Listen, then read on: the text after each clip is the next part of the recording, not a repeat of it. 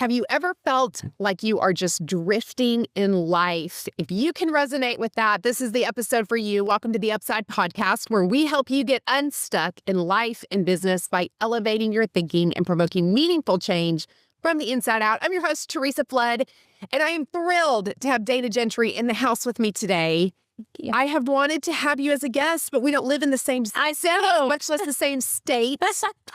And so you came into town and did an amazing event for several Keller Williams offices. And so thank you for taking time while you're here to do this podcast with me. I'm so super excited. Well, thanks for having me. I've wanted to be on forever. And now that I'm here, this is like a real deal product. I'm so impressed. I feel like Linda and I look like chocolate for our podcast compared to this. I'm like, this is really it, Theresa. This is great. It's pretty awesome. Studio USA is definitely the bomb.com. Yes. Your branding, it's so on point. Everything. It looks so good. Well, Colette Stone with Go Marketing, all the branding is her. Wow. Rick does all the production. So good. I just show up and say things. Yeah, it's so good. So have fun. Wow, you're so sweet. Well, okay, so Dana, you've been a mega agent. You're based out of Kentucky and Charleston now. Yes. And you're an operating partner for Keller Williams. You have quite the resume. You're now the senior culture advisor for Keller Williams. You got it. Which is a really cool opportunity. It is. And you're also a best-selling author. Oh my gosh, I know. That sounds wild. It's amazing. Number 14 on the bestseller. Yes, thank you. Congratulations. Thank you. I'm not even surprised that you did so well with that. Oh, thanks. And we're going to talk about your book. Yes. But first, I want to hear a little bit about your story. I know that your passion is to help people live intentional lives. Yes. Yeah. So what does it mean, first of all, to live intentionally? What does that mean? Yes. Okay, great question. So I felt like, and I won't go all the way back, but I felt like for so many years, I was what I would call semi-successful. I had, I was making a great living and I had good friends and I, had all of those things. But I always felt like, okay, there's more for me, or like I'm made for more around something, or I don't know, I say this often, but almost like you're just drifting. Mm-hmm. Like I just kind of felt like I was drifting through things. And it was interesting because I'll never forget, I talk about this in the book, but the first time I heard John Maxwell speak, who has now been a wonderful mentor of mine and my husband's, he talked about living an intentional life. In fact, he wrote a great book on living intentionally and living an intentional life. And I just felt like when I heard that, something clicked and I thought, okay, this is really what I'm missing. And it wasn't really like it clicked. I mean, it clicked, but it wasn't like the next day I became this like 100% intentional living person. I mean, obviously. You weren't an overnight success. No, not at all. It really took a lot of time. But I felt like what clicked, Theresa, was, okay, I know that there's more and we all have the same 24 hours in a day, but other people are doing different with their 24 hours than what I'm doing with mine.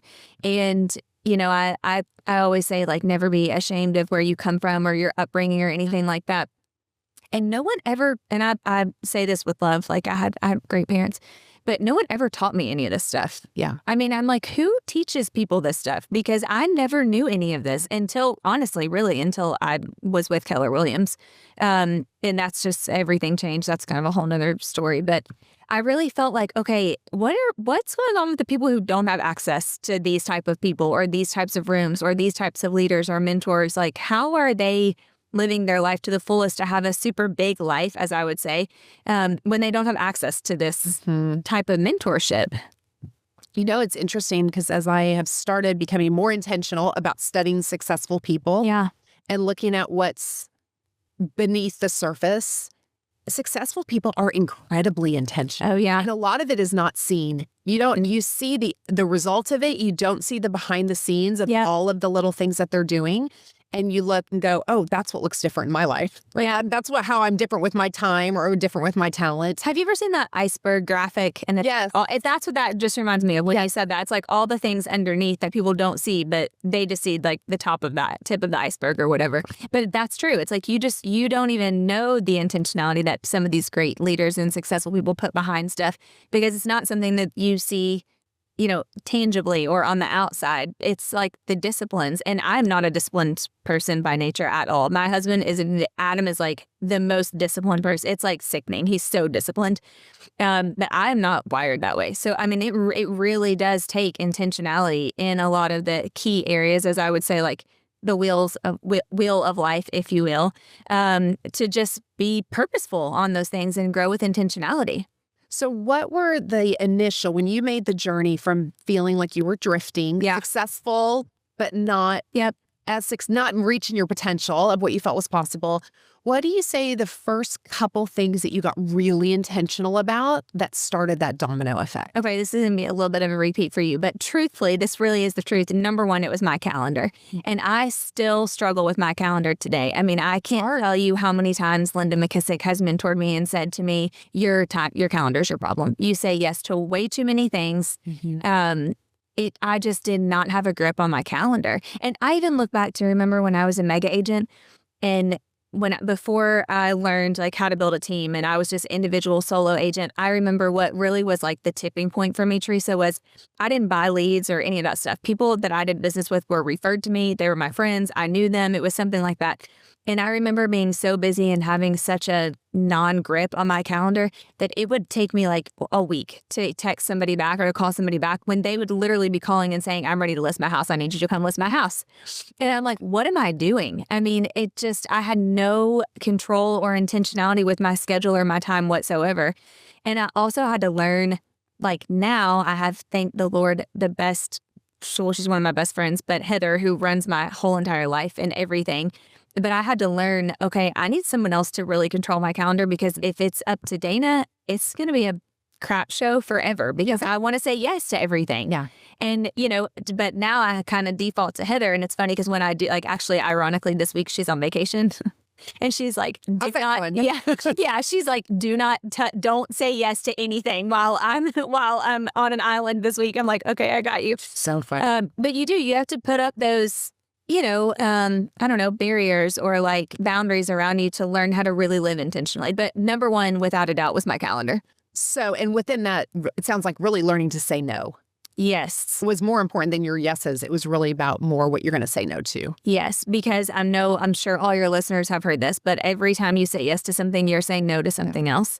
And I would say yes to things that the no would be like family things or, time with Adam or whatever. And it was not healthy. And I lived that life before and I knew that I didn't want to continue to live that life. So I had to get really good at being like, okay. And also I'm just like every other, I would say, I know you have listeners that aren't in real estate, but majority of real estate agents are like shiny object. What's the next new thing? What's the next opportunity? And I would be all into like, okay, what's this opportunity or what's that? Or people would, and this is true, I'm swirling, but the more successful you get, the more opportunities are there. Like at first, you're like, oh my gosh, I'm trying to like scrape and claw to try to find an opportunity. Mm-hmm. And then when you get some success and you have momentum and you have a proven track record of success, then people are like, I want you to do this. I'd love for you to partner on this. Why don't you take over this office? Why don't you do that? And at first I was like, yes, and then things crash and you're like, okay, no. Yeah. So it's saying no to stuff a lot. So one of the things you said this morning that I love this phrase, you talked about gradually then suddenly. Yeah. How do you think that shows up specifically in intentional living? Love it. Because I think a lot of people are in the gradually and they're frustrated or they're discouraged because they're in the gradually and they're going, okay, when's my suddenly coming? Yes. Well, I'm actually reading a really great book right now. I think you might ask me this at the end, so I'll wait and share what it is. But the author talks about the compounding effect, which a lot of us, hear that and we're like, oh, it has to do with money or whatever. No, like the compounding principle has to do with everything. And I think that goes with gradually then suddenly because I look back and this is so true. And I told you this when we started, but I listened to your episode with Wendy Harrelson, which was fabulous. She's the reason why I took the team leader role ever to begin with. But so many of the things that she said were true, but it made me think, this is my 20th year in real estate. And for the first, I would say really the last 5 years have been the suddenly now of like all of the graduallys that I did for the first 15 years that now when I look back after reading this book, I'm like, all of those things were compounding. And you're right. You don't see it when you're in it. And you're like, this sucks. This is a grind. And I'm sacrificing, which everything requires some sort of sacrifice. But you just don't know. But, Wendy said on her episode with you, what Linda has taught me for the last 12 years, which is you don't know if you're on the 5-yard line or the 50-yard line. And I love that she shared that because, I've heard Linda say that, 500 times. And actually, I know the story of the person who said that to her when she wanted to quit. She wanted to give up. She was 3 years into developing our region, the Ohio Valley region. She didn't have one recruit. And Gary had given her this opportunity and he's like, you can own the region, but you got to go develop it. So she was getting on a plane every other week from Denton and flying to Ohio, trying to develop Ohio, Indiana, and Kentucky. And for 3 years, she never got a yes. And she called one of her friends who was in the industry and said, hey, I need like advice. I just don't think I'm cut out for this. Like, I think I need to give up. And he's the one who said, you don't know if you're on the 5-yard line or the 50-yard line. And I think she said within like a month or two after that, the first market center in our region that said yes was in Columbus, Ohio. And she was on the 5-yard line. Wow. But that's a gradually then suddenly thing. Like you just don't see it when you're in it. But another thing I've, learned over the years and a lot from Linda is activity breeds activity. And if you just keep moving when you're in the gradually, like the suddenly does show up. And it can be for good or it can be for bad. Sure. And that's, we know, I gave examples this morning that when people get divorced, it's usually gradually then suddenly. Right. When people have financial problems or, have to file bankruptcy, it's usually gradually then suddenly. So there can definitely be some negatives to that too. But I just think you have to be intentional with what you're doing during the gradually. And just know, like you truly don't know whether you're on the 5-yard line or the 50-yard line. And you just have to keep pushing if you feel like, of course, it's, your calling and what you're supposed to be doing. Sure. Well, and you're absolutely right, because if you quit, you'll never know that you were on the 5. That's right. There will never be that moment then that you get to look back and say, oh, I missed it. I was closer than I thought. You'll never know unless you keep going. So the only way you know is by continuing on. Yeah. And I always feel like, too, obviously, I'm a believer and a person of faith. I always feel like, too, unless I have like real peace about stopping something, then I'm going to keep going because God has me on that assignment for a reason. But, I don't want to let like the fear drive my decisions. I try to let the peace drive my decisions. So I'll be like, as long as I still have peace about something, then good, we'll keep going. But if there's like, okay, I just know I don't have peace about it anymore, then like I was even talking to somebody earlier today about, I sold one of my market centers a couple of years ago. And I should have never, it was a yes that I should have never said yes to. I actually knew when I said yes that I felt in my spirit that I shouldn't have said yes. But I was doing it because I felt like I was trying to help somebody else and all the things, that we get wrapped up in doing, or at least I do. And when that whole thing made one of my market centers suffer, and it kept me from doing things like writing my book that I wanted to do then. There was just several things. And I just remember at the end when I made the decision to be done with it and to sell that office, I remember thinking to myself, you haven't had peace about this for a year. Like, why are you still doing this? I mean, it was crazy. Well, that's such a great point, because as an achiever, it's hard to quit sometimes. It is. Because it feels like you're being a quitter. Yeah. Or you made a commitment. Yeah. Or what is that going to look like? What are people going to think? I think sometimes there's ego tied up in saying, you know what?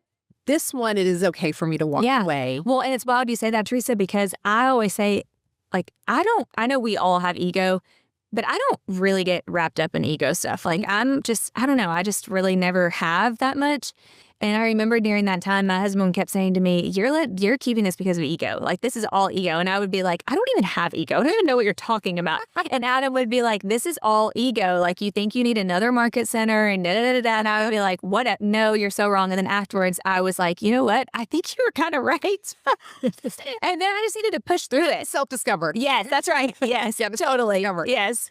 Okay, so I love your momentum equation. Oh, yes. Let's talk about that. Okay, yeah. I think momentum it's so hard to build. Yeah. So easy to lose. It is. And so many times people get into momentum. They don't know how they got there. So they can't replicate it. They can't get it back if they lose it. Yeah. They're not tied into what those metrics are. So tell everybody your equation, and then we'll talk about it. Okay, so my equation I've lived many, many years by is, it looks like a formula, but it's focused intensity over time multiplied by God equals unstoppable momentum. And really what that means is, if you are focused intensity is just another word for intentionality. I mean, if you are super intentional and you give it time and you're intentional with your time, and then for me, multiplying that with God, which would be what I would say is you have the God advantage. Like, I love to, like, it's so great. Everyone being like, you're a bestseller, congratulations, blah, blah. And I'm like, yes, I love it. And if you know me, like, first of all, I'm from Kentucky, so I can't spell anything. I mean, like, I'm the worst speller ever.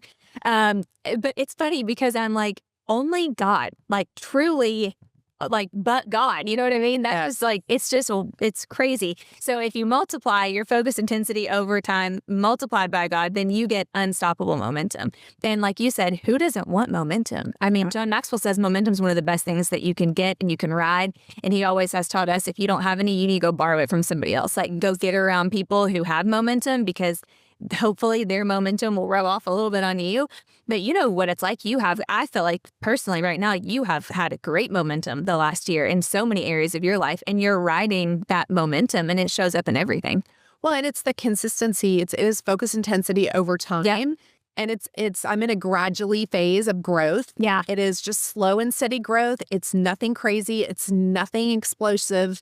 But it's very intentional over time. And I think the challenge is you don't know how long that time is. Yeah. And so many people fluctuate between intensity and consistency. They have bursts of intensity, and then and that will be a momentum killer every single time. That consistency of time has to be in place for the intensity to matter. Yeah. One thing I think too, and I don't want to generalize this, but when you see somebody, and I mean, I can like close my eyes and think of people who've just had like a quick overnight thing, it doesn't ever last. Yeah. You know what I mean? Like, it's always like the one hit wonder, for lack of better words, or, something you're like, they're this big shining star for a minute and then they're gone and you don't know anything else about them or see anything else about them again. But when you look at the ones like you started this with, who are tried and true, who have like stood the test of time with their success, and who are, servants' hearts and people want to be around them.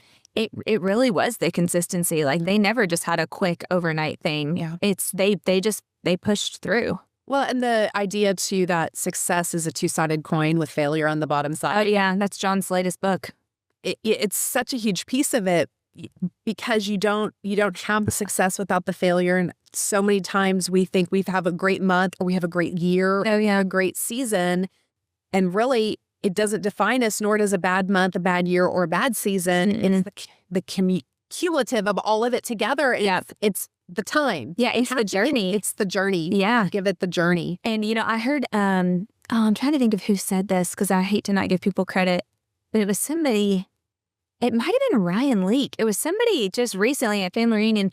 I'd have to quote it, like, I have to look at my book to quote it. But in essence, it was something like, if you let those like big celebratory moments and like the big times when you hit it like really define you, then you will really let the moments that you fail, or like when someone talks bad about you, or you hear something like then you let those define you too. So you really can't let either one of those define you, or otherwise you're like trapped. You know what I mean? Right in between the other. And that hit me so hard, because I just never want to be one of those people that is like, I don't know. I don't ever want to live my life like that. Yeah. But you want to be in it for the long haul. Yeah. And you want to build something that lasts. Yeah. Okay. So talk about intentionality. I know your mornings, you don't start your business mornings until 10 o'clock. Yeah. Very rarely. Get up early. So what does the intentionality of your personal growth look like? I know you do a lot of that in the mornings. Yes. Talk about that a little bit. Well, I'm definitely a learning junkie. I mean, I love to listen to podcasts and read books and, watch YouTube, like all the things. I like to be learning all the time, which that can not be healthy too. I've had to kind of work through that. Well, it's easy to get trapped into learner's mode and not do anything. Yeah. You have to implement. And so that can be a trap. And also like not being able to be silent or like be still. I've always got to be like filling my mind with something, too. But, personal growth is a huge, huge, huge thing to me. I feel like if you are not growing, you're going backwards, and I just still never want to go backwards. But my mornings are really more for like spiritual growth. I just have my quiet time in the morning. I I listen to these people, some of your listeners may listen to them too, but Shane and Shane, they're like old school Christian. I've heard about people. Shane and Shane. Oh my gosh. In years, have you heard it? Well, yeah. I was a Christian teenager in the 90s. Yes. And early 2000s. So well, Shane and Shane are back, and I'll have to send it to you, but they, every morning, Monday through Friday, they do like, it's a link on their app, and they do like a live worship for like 20 minutes, and they have a lesson and they sing a song. And it's every morning. And I actually just got to meet them for the first time ever at one of my high capacity leadership masterminds. It was here. It was in Dallas. Wait, they live here. They do? Yeah. Shane and Shane, do you want to come on the Upside Podcast? Yes, they need to, for sure. They're here because the event that I met them at was in Dallas, and the reason they came is because they lived here. But anyway, I start my morning with, like, I usually listen to them. I mean, I would say 80% of the time. And then even this morning in my hotel room, I did it. Oh my God. Because they send, you can get the text like early. It drops really early. But I do more like spiritual, and then I, like have my Bible study, read my Bible and stuff like that. But then I also do another book. So like whatever book I'm reading, I'll try to read for 15, 20 minutes in the morning. And then most of the time, I haven't while I've been traveling this week, but I walk, like I'll just do a long, 3, 4, 5 mile walk in the morning. And then I like to come back and kind of get slow into my day. And then I usually start calls like 9:30, 10. But the reason why is because for years, oh my gosh, so many years, I just woke up so anxious. And my whole day was just anxiety ridden and filled. And I just was like, I can't catch up. I can't, get ever caught up on anything. And I just was like a wreck. And it's because I would literally wake up and open my email. And I have no judgment because I did that for so long. But like health wise, I mean, I've worn this stupid Aura ring for, so many years, like tracking my sleep and stuff. I mean, that stuff makes a huge difference. Like just being intentional with the way that you are with your mornings and your time. And, we've all heard Hal Elrod. I heard him speak probably 5 times before I ever actually was intentional with my mornings. But it's a game changer. And then personal growth wise, I mean, I always have categories that I'm trying to get better in. I learned that from Mac Lake.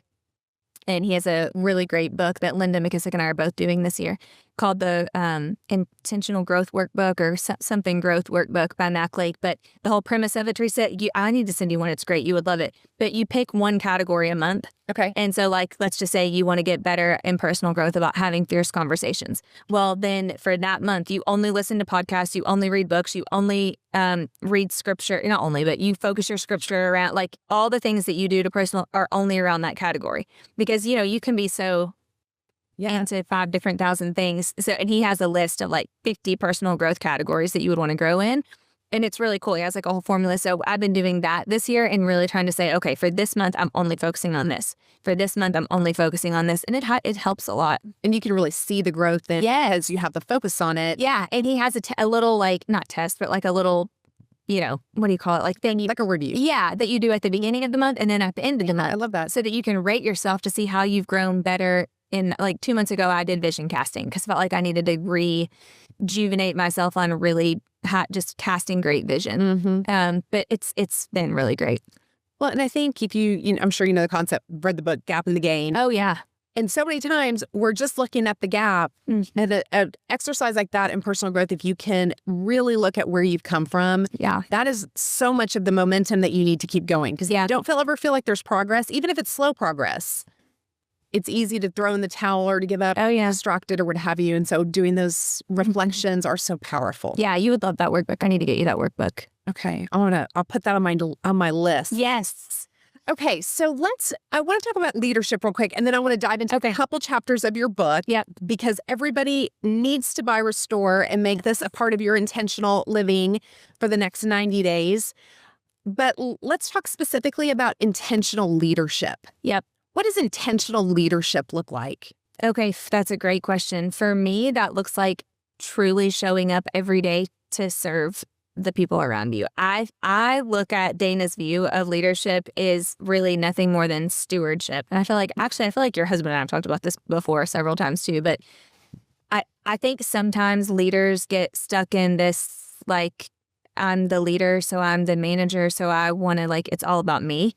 And for me, intentional leadership is really, if you're a leader, then you're stewarding whoever it is that's out there in your flock that you're leading. Yes. And managing and leading people is a little different than looking at it as you are stewarding them, like you're responsible for them. I mean, I really take that on, maybe too much to a fault, considering I think I told them when you were there, but if I smell like icy hot, it's because I have this patch on because I've had a pinched nerve for 3 weeks in my neck because I'm just like, I mean, sometimes that's, I take it on so much because I take my leadership very seriously because I feel like God has me stewarding people, and I don't ever want to be a bad steward of that because leadership is a hard position and it's a called position. And I think a lot of people try to be leaders without leading themselves. And so if you're going to be an intentional leader, back to the whole, discipline, personal growth, all that, the hardest person to lead is yourself. So if you have to be intentional to lead yourself before then you can go lead the other people that you are stewarding, for lack of better words. I had a pastor tell me once that you are responsible to people and not for them. Yeah, I love that. And that mindset has been huge for me. I remind myself all the time. Yeah. Because when we get into that feeling of we're responsible for people, then we can get into control mode. Yeah. Because we want to force a certain behavior, a certain outcome. And then we're fear-driven in that way that when we show up, like you said, like the idea of stewardship. Yeah. Because of the gift and the responsibility that it is. And I think, too, if people are in my world or I'm leading them in any sort of capacity, I don't ever want them to be like, well, wow, she's this person when I, on stage and then, or, on a podcast or whatever. And then in real life, she's this person. Like, I think part of being intentional leadership, for me at least, is really just authenticity and being real. I love, one of my favorite podcasts ever I've listened to for years is Craig Groeschel's Leadership Podcast. Yeah, it's great. So good. And he says on every podcast, people would rather follow a leader that's real than a leader that's right. Mm-hmm. And I mean, I probably heard that 10 years ago or whenever his podcast very first came out, but I've never forgotten it because it's so true. And think about people that we like to follow. They're real. They're not the ones that pretend like they're right all the time or have this, whole big thing. So I just think you have to be intentional about being real and authentic. And if you fail, say you fail. If you're struggling, say you're struggling. I mean, when my dad died, Theresa, I was no leader. I mean, I was literally like, nothing's ever really happened to me in my life that I haven't been able to kind of like shake off or, or whatever. But I had also never really experienced grief before. Yeah. And I mean, I had to go to all of them and be like, I'm so sorry, but I can't do this right now. I mean, it just was horrible. And thankfully, I had great people around me who were like, no, we love you. We get it. Well, we're here for you. Like, go do whatever you need to do. We had equity in your account, though, to ask the people around you. Yeah, that's a good point. You had invested in them. You had showed up when it counted. And so you have that equity to be able to say, hey, I need to tap out on this one. Can y'all take it from here? Yeah. And so much of leadership is raising up leaders around us. Totally. And we get to leading people, and then the next phase is leading leaders. Mm-hmm. I just think you're so right. I look back and like, could I have pushed through and showed up and like, just visited the offices and all that? Yes, but I would not have been my authentic self. And I think they would have been able to tell that so much so that for me, that would have not been being a great leader to them. So yeah, I just think you have to be intentional with being yourself. Well, you showed them that a leader can ask for help. Yeah. And that you have to lead yourself first. Yeah, totally. And I think there's so much pressure now to do all the right things without saying, sometimes raise your hand and go, hey, I need help. Yeah. Yeah, totally. Okay, so let's talk about your book. Okay. So why did you write a book, first and foremost? Tell us about why you decided to go on this journey. Okay. The book is no easy task. It's honestly the hardest thing I've ever done. Like maybe harder than being a team leader. It is. That's really hard. I know it is. It's hard. Like I mean, I think people are just like, oh, I'm going to write a book, which was kind of me. And then I'm like, holy crap, what I've spent so much money. I can barely write an Instagram reel caption. It's a lot. Yeah. I had a lot of help. But I wrote the book because obviously, I know I've talked about it a lot, but being mentored by John Maxwell, John's always said, if you want to impact, a few hundred, then speak or do whatever, but if you want the ability to impact thousands and thousands for a time, however long, like infinity time to come, write a book. And so I'd always remembered him saying that. And I thought, okay, I know one day I really want to write a book. But I talk about this in the opening, in the intro. I was just having one of those days where I woke up and, it was like problem after problem. My phone was blowing up. I'll never forget the day. And I just thought like, I kind of felt anxiousness coming back on. And I just was like, I don't know if I want to do this. Like, I was just, one of those days. And so I thought, okay, I know myself well enough to know that whatever I do today is not going to be productive because I'm in this mindset space. So I text Heather. I'm like, I know this, I never do this, but I need you to just cancel everything today. Like, I don't care if you have to tell them I'm sick or whatever. Like, I just need a day. And so I took a beach chair and a journal and a little JBL Bluetooth speaker and went out to the beach on Sullivan's Island. And I just was sitting there and I thought, I'm not going to listen to any podcasts. Like, I'm just going to be still and just kind of spend some time in prayer. And so I was like, okay, God, why am I feeling this way? Like, what do you have next for me? I was still feeling like I was back, feeling like I was drifting a little bit. Success, like, great. My offices were great. Everything was great. Nothing to complain about. And I just like audibly heard God say, it's time to write the book. And I was like, okay, God, well, if you want me to write this book, then tell me what you want the title to be, because I hadn't thought about a book in probably 3 years. And it was so wild, Theresa. I just literally heard the word restore. And that's not really a word that I use frequently, like if at all ever. And so I was like, restore? What? It was so weird. And so I like pulled out my phone and I'm Googling the word restore and like looking up the definitions. And then I go and I'm like, then I go to AI and I'm like, what's the biblical definition of restore? And most people think restore is to like bring back what was before. But really, biblically, it's not only to bring back what was before, but it's to make it like 10 times better. And so I thought, oh my gosh, that's literally what God has done with my life every single time something's happened. Like at every single like monumental moment or shift, or whatever. It's been like way better than what it ever was before.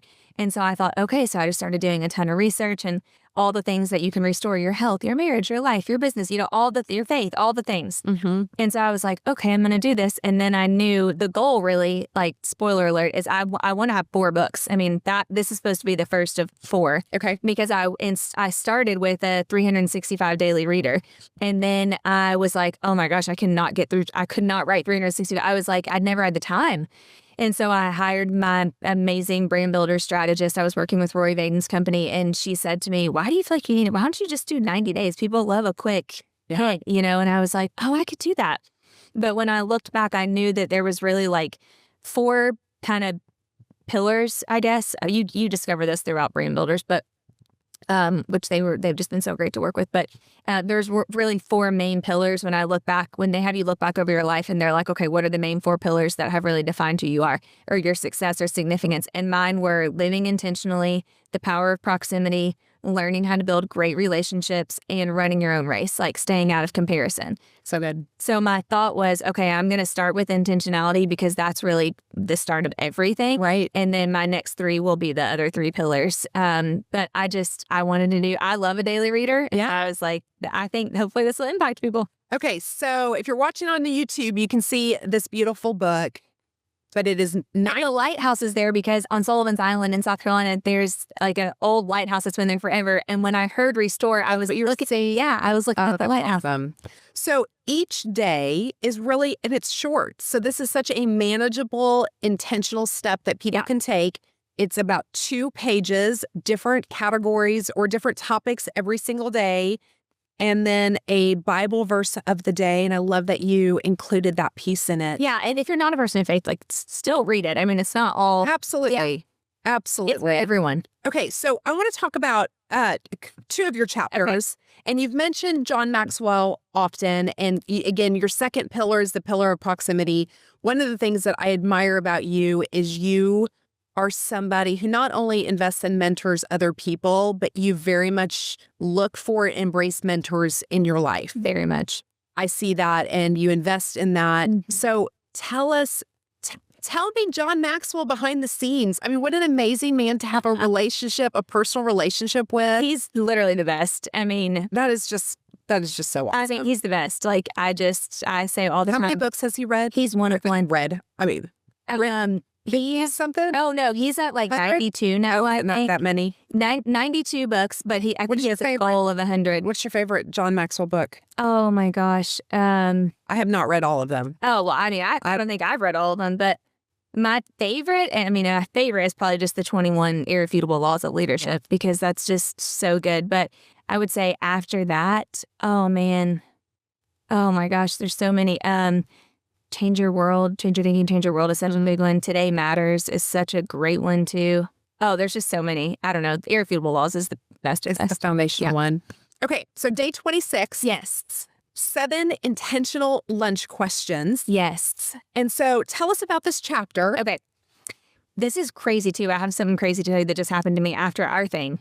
So I'll be quick. So this chapter, day 26, it's one of my favorite chapters because it's about my brother, Chris. And we were having John Maxwell come to Charleston, South Carolina to speak at one of my husband's coaching company events. And my brother and his wife, Caitlin, were coming. And Chris had heard John and stuff, but had never got to meet John. So I was going to be driving John to the airport after the event. So I said to my brother, hey, why don't you come with me to, and funnier story about that is we get in the car and I'm on 0 miles still empty. So nothing like driving John Maxwell to the airport, to his, private jet. And I'm like, we got to stop and get gas. Oh my gosh, this is so funny. Literally mortified. Probably something I would do. Oh, it's only. Can I tell you, I have to just fill my own bucket here because I knew I'm taking you after this and my car is clean and it's filled with gas. Good. And I actually thought when I did it, I was like, this is so un-Theresa-like to think about this ahead of time. So yeah, I am. I never know about that moment. Well, I'm not usually. So anyway. So I asked Chris to come with me to, take him to the airport so they could chit chat or whatever. But that day, John had spoke about what I share on this day 26, and it's his 7 intentional questions for a mentor lunch. And one of the things, if you ever hear John speak, he always talks about the importance of mentors. And he gives you these 7 questions because John always says that if you're looking for personal growth, you should have every single month, you should have a mentor lunch scheduled with, or breakfast or whatever. Nowadays it's Zooms. Like I didn't do Zooms last week for people who'd asked me to do these too, but obviously face-to-face is better, but if you can. Yes. But the goal is that you just go through these 7 questions and you ask them only these 7 questions, and then you're leaning and gaining wisdom from those people. So and I know you have the book in front of you, so I'll read them the question. Okay. What is the greatest lesson you have ever learned? Yep. What are you learning right now? How has failure shaped your life? Who do you know that I should know?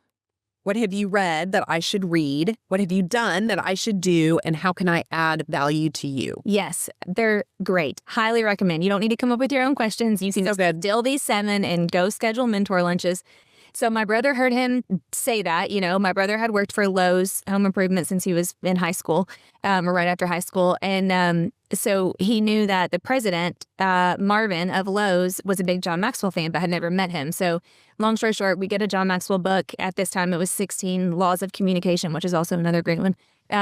We get John to sign it personally for Marvin. Chris, wanted to take it back. So Chris, which is so intentional, yeah. Anna. And I don't naturally think like that. I'm not a naturally thoughtful person. That surprises me. No, I'm not. I'm fast. Everything is too fast. Yeah. And you have to train yourself. You do. To think like that. I think most people that it doesn't come natural for. You do have to train yourself. And when you do, though, you'll, and it's wild to see, this is a scroll. I'll get back to this. But, I told you I spent a weekend at Mo's house recently, Mo Anderson. And when on the bed in the room that we stayed in, I mean, she had intention, a stack of books that she had intentionally wanted for right now in mine and Adam's life, 3 for him, 3 for me. She had an intentional gift. It was this really pretty cross that was from she had something for Adam. Wow. You just, I mean, there's just so, you just see people that are like that and you're like, okay. And maybe it comes more naturally than others, but I mean, that's being into it's thinking of, and I have to keep notes in my phone. I have a whole note and everything of people. But anyway, so back to Chris. So he got the book signed by John Maxwell, was going to take his shot. And so he emailed Marvin, the president of Lowe's, and said, I would love to ask you to have a mentor lunch. I met with John Maxwell today. By the way, I have a gift for you from John, blah, blah, blah. I didn't think he'd hear back. He heard back within a day. They scheduled a lunch. Chris went to Charlotte, had the mentor lunch with Marvin, which, people don't have lunch with him. I mean, that's not really a thing. And so it was a big deal. And, Chris was like, oh my gosh, he learned so much and got to ask him all the great questions and all that stuff. Okay, well, fast forward to today. You're not going to believe this. This is nuts. I tell the story today in the class that I taught this morning. Okay, a lady comes up to me who was in the room and said, you're not going to believe this, but Marvin's sister is my best friend. No way. Lives here in McKinney. And I was like, you're kidding. And she like brought up her phone, started showing me all these pictures of them together. And she's like, their family's incredible. And his sister, I can't remember her name, but I took a picture of it on my phone. And she's like, so you've got to tell your brother that Marvin's sister is my best friend. And I'll tell him that you told the story. And I was like, oh my gosh. That's amazing. I know. Well, it's such a small world. It's so cool that Chris took the risk. Yeah. Back to Ryan Lee, chasing failure. Yes. Just make the ask. Yeah. The worst somebody can say is no. You make the ask, and maybe they're going to say yes. Yes. And the doors that can open, or the experience or the story that you get to experience because of that. And, I actually just thought of something else, too. I haven't talked about this story in a really long time, but I'll never forget one time I reached out to Tony DeCello and asked him if he would speak to my top 20%. And I thought, you know what? I know he's so busy. I know he has no time. He coaches like every mega real estate agent on the planet. But I thought, I'm just going to ask him. The worst he can say is no. Do you know what he said to me when he called me back? He doesn't like to text. So he called and he said, of course, I would love to. I'd be honored. And he said, you know what? People never ask me to do stuff. I think they think I'm too busy. Wow. But we all do that. Yeah. We're all like, oh my gosh, they're so busy. They're so busy. We It's just like, make up the story in our own head. yeah. And put validity and truth on it. Anything you need, like, let me know. People just, I feel like people think they don't ever ask to think I'm too busy. And I'm like, wow, okay, great lesson. I mean, there's no harm in asking. I have one of our top agents told me that and I'm not going to say her name because I don't want all my competition calling her now. I'm teasing. She said, I have never gotten a recruiting call. This is a top producer. Doesn't surprise me. He had never received a recruiting call before. Yeah, that does not surprise me at all. Just wild. Yeah, not at all. Okay, so day 26, yes. That's day 26. All of your advice is 1 lunch, Zoom, coffee, opportunity a month, and ask the 7 questions and develop the relationships with the people that you want to learn from. Yep, that's okay. Right. All right. And then we're going to go back to day 6. Yes. Okay. The pressure chapter. Yes. And actually, I didn't think about this either, but ironically, that chapter I write about my good friend, Pastor Daniel Floyd. And it's my pastor. I was just going to say, he just moved here to be a pastor. That's my pastor. Are you Gateway? Yes. Gateway Frisco. I did not know that. So we're at one of the campuses. Oh. We love him. We're thrilled. Have you got to meet him in person? No. So he's going to be at our Frisco campus in May. Oh. We got delayed, I think, when we had the ice here or whatever. He's supposed to be at our campus. So he's been traveling around to all the different campuses. Seriously, I know we're on the podcast, but seriously, like you need to go meet him. And I mean, like, tell him that maybe I need a mentor lunch. Yes. I mean, they are salt of the earth people. And my story of how I met him is insane. I have to tell you this really fast because you may want to cook. Because I was wondering. Well, yeah, because we met through John Maxwell. We were at one of John's big events in London, England. We went to one of his exchange, which is this thing. He doesn't do them anymore, but he used to do these trips, and you paid for it, but it went to his foundation. And Daniel and Tammy were on that trip, and Adam and I were there. There were several people that we knew, but many we did not know. And John, I guess, had Chris Hodges, pastor in Alabama, and Daniel were really close, and Chris was on the trip too. So maybe that's how Daniel got there. I don't know. But anyway, we were all sitting around talking, and we said, something got brought up about where are you from or whatever. And I said, oh, I'm from like the tiniest town, like in Virginia, but on the Tennessee border. And he said, I am too. Where are you from? And I said, I'm from Bristol. And he was like, oh my gosh, I'm from Bristol. No way, it gets better. So then he's like, well, I was really born in Abingdon. And I was like, wait, I was born in Abingdon. So we both text our moms. We're like, what hospital were we born at? Because I think we were like 1 year apart or something like that. We thought we were going to be the same. Wow. We were both born in the same hospital and grew up. And like, he still has family there. I have a distant family. Mine has all passed away now. But it was just the craziest thing. So then we've had him come speak at some of our events before, and he's incredible. My greatest lesson I've ever learned from him is on day 6 in this book. And it's where he talks about pressure, because we all face pressure. I mean, it's like the more you do and the higher you climb. And I mean, the pressure does not go away. It's never going to go away. Yeah. So what Pastor Daniel Floyd talks about is you have to learn how to increase your capacity, because the greater you increase your capacity, the greater you're able to deal with the pressure, because it's always going to be there. Yeah. Mo Anderson, who, if you're listening, you don't know who Mo Anderson is. She was the first CEO that Gary Keller hired for Keller Williams. And she's really the one who built our culture at Keller Williams. Just an amazing woman, amazing business person. and she was teaching Quantum Leap. And this is just a couple years ago. I mean, she's in her 80s. Yeah, she's going to be 89 in 2 weeks. Blows my mind. So she was maybe 86 at this point. Yeah. And one of the things she said, though, when she was teaching this course, which is about intentional living in every area of your life, she said, the more successful you become, the stronger the limiting beliefs are. Yeah, it's so true. And I thought, oh, that's really discouraging. It's so true. And it is, though, because you have bigger giants, you have bigger mountains to climb. And it is about increasing your capacity, but you grow with the tools. You get stronger and you learn how to handle those and how to battle those. Yeah, and I would love to tell you how to memorize. I don't, but on this day, I talk about. I think he shared the ways that you can increase your capacity, because once you learn how to do that in all kind of areas and aspects, not that the pressure, isn't there or you aren't still affected by it in some way, shape, or form, but it doesn't hit you like it used to hit you. And I think so much of that is perspective. Yeah. Things that, for instance, in the team leader role that caused me so much sleeplessness and stress and anxiety may upset me now, but I don't lose sleep over them in the same way. Yeah, just time and growth gives you a perspective. Yeah. It does increase your capacity. Yeah. And I'm trying to think, it might have been Linda that taught me this, but no, this was Gary. I think Gary Keller had said this originally, and it was that one person is not ever big enough or powerful enough to affect, or shouldn't be, to affect your long-term goal and where you're going. So, even from a team leader, like one agent leaving or one person saying no to you in your business to do this or one whatever, one person should never have enough power, and it doesn't, to affect your goal, and your vision should be so big that it's not derailed by one person or one thing or one incident. But sometimes when you're in those moments, those feel like it's the end of the earth. It does, yes. Okay, so we'll put the link for your book. Yes. Buy it on Amazon. Yep.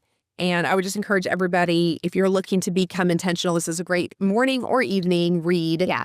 And to spend time really reflecting, I think, on the chapters, because that's what's going to make it the most powerful. Somebody stood up this morning at the event we were at, and she was reading your book, and she said, I can't make it through, though, because I keep going back and revisiting a chapter and just spending time journaling on it and doing the self-reflection, which is so powerful. Yeah, so sweet. Okay, give us your top 3 book recs. Maybe your all-time favorite book you have that has been the most, and then what are you reading right now in 2026? Okay, well, outside of the Bible, obviously being number one, and I will say, I feel like I've said his name the entire time, but the John Maxwell Leadership Bible is by far the absolute best if you're in leadership. And I have gifted probably 500 of those. I don't even know how many. But outside of that, number one, hands down, is Chase the Lion by Mark Batterson. Okay. Totally changed my life. Jen Davis gave me that book. She's inside of KW, but gave me that book many years ago. And I've read it 6 times since then. Just totally changed my life. 100% that one. Second one I would say is Be Your Future Self Now by Dr. Benjamin Hardy. Okay. I just read Science of Scaling. Yes. Okay. Yeah, he's great. So yes, he's great. But Be Your Future Self Now, to me, was a game changer, because he talks about your being pulled to your future self, not necessarily going based off of scarcity from your past, which I can kind of be that person. I don't ever want to go back to that, or I don't want to be in that situation again, which one's not good or bad, but basically what he says is if you're being pulled towards your future self, those positive thoughts help you kind of move along quicker. Mm-hmm. It was really good. So he talks about that at the end of Science of Scaling. This is so ironic, because the episode of The Upside that just dropped yesterday, I actually talk about this, because he talks about linear versus holistic time. Yeah. And I tell the story when Tommy and I did our 2025 Books in Review episode. Yes, I loved that episode, by the way. Thank you. It was a well-listened to episode. It was great. So Tommy had read Science of Scaling. I had not yet read it. And so he brought that one to the table, and he started talking about linear versus holistic time. And I think my mind must have spaced it. I literally said to him, I don't even know what you're talking about right now. When you just saw me pause, I was getting ready to say sometimes that his writing goes over my head a little bit. It's and deep. That one did a little bit, but once I got deeper into it, then I was better. Because I told Tommy, I don't even know what you're talking about. This is so over my pay grade. You're telling me that time is all interlocked together and the past and the present are converging right now. I'm like, this is completely over my head. I read Science of Scaling, And I think the preface of the entire book led me to that. So I did an episode this week about, listen to it. I can't wait. it's just a short, just me talking. It's a super short one, but I think that is such a powerful, because we allow the past to be the primary indicator of our future, as opposed to, why do we set goals? You set goals because it tells you how to show up today. That's right. Yeah, it's and it biggest motivator. Yeah, totally. Yeah. Oh, okay. I can't wait to listen to that. That's so funny. Yeah. Okay. It's a Scaling's. Adam says it's like his favorite book he's read in 5 years. Tell me too. Yeah. Adam loved that book. It was loved it. I'll have to read the other one. And then I'm trying. Was that 2 or 3? I can't remember. Give us one more. Okay. Or if you don't. Yeah. No, I do. Gosh, I've just had so many. I mean, probably not to drop like another Ben Hardy, but it's really more Dan Sullivan, but probably 10X is easier than 2X, I would say. And mainly just because when you're forced to think 10X, you're forced to think outside of the box to make that happen, because you set a goal that's so big that like you can't even figure out how in the world you're going to do it. And that concept totally changed so many things for me. Like, we made that our market center vision of the year 2 years ago, and people accomplished huge things. I mean, that's that awesome. Year it was really crazy. So I would say that. Right now I'm reading Chris Hodge's book, just came out last week, and I read it on the plane here, and I could not put it down. I can't wait to read it on the plane tonight. But it's called Legacy Letters. Oh, okay. And it's like 20 principles that he's learned over his whole entire life. And it's funny because in the beginning, John Maxwell's his mentor too, and he says, if you've ever learned from John Maxwell, you're going to hear his voice throughout this book. So instead of me quoting him every time, just know that like half of this book is probably stuff he's taught me. And I'm like, that's probably what mine should have said too. Well, it's hard to teach anything on leadership without talking about John. I mean, essentially, there's so many foundational truths that at the end of the day. Yeah. And then if it wasn't John Maxwell, it was the Bible. Yeah. So it's so true. I know. My 3 things. I'm like, I don't know if this is from the Bible, from John Maxwell, from Gary Keller, or from Linda McKissick, but just it came from one of them somewhere. I probably didn't invent any of it. It's something I learned from somebody somewhere. All credit passed on. Yeah. I love it. Yeah. Lena, thank you for coming on with me today. I'm so grateful for this conversation. You're somebody that I look up to and admire in so many ways, and you brought so much value today. So everybody go get her Restore book. Yes. And follow her on Instagram. Bonuses too. I was going to say that too. If they go through the link on my Instagram, Dana G. Gentry, there you can get free bonuses with it too. Like I have a Spotify playlist and a workbook and other stuff too. Shane and Shane. Shane and Shane, I'm going to send that to you. You'll listen every morning when you put your makeup on now. It's so good. I'm totally excited. I joke all the time. Adam will be like, before he really knew, it was so funny. He would be like, who are you talking to? I'm like, no, it's Shane and Shane. I am trying to remember a couple of their most popular songs back in the day. It was probably more early 2000s when we were youth pastors that Shane and Shane was really, probably not the 90s. Said at this last episode, but my all-time favorite, and I just listened to it this morning, and they do it on there very often, is You've Already Won. You already won the battle. It's such a good one. I'm going to send it to you. Okay, can't wait. Thank you. All right, everybody. Thank you, as always, for listening to the Upside Podcast. When you invest in your personal growth every single day, it will yield you great returns. Keep living on the upside.